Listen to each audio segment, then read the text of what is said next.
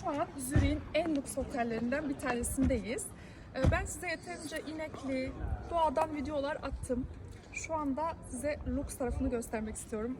Aslında lüksle doğanın birleştiği bir yerdeyiz, öyle söyleyeyim. Yine kaçınılmaz güzellikte bir doğası var. Burada golf oynuyorlar. Şu taraf olduğu gibi göl. Burada çok fazla Rus ve Arap turist var.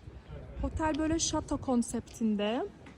Burada kalmak bilmiyorum. Hiç kalmadım. Fiyatları hakkında bir şey söyleyemeyeceğim ama yiyecek içecek için şehirdekiyle aynı fiyat. O yüzden hafta sonları buraya gelmeyi tercih ediyoruz.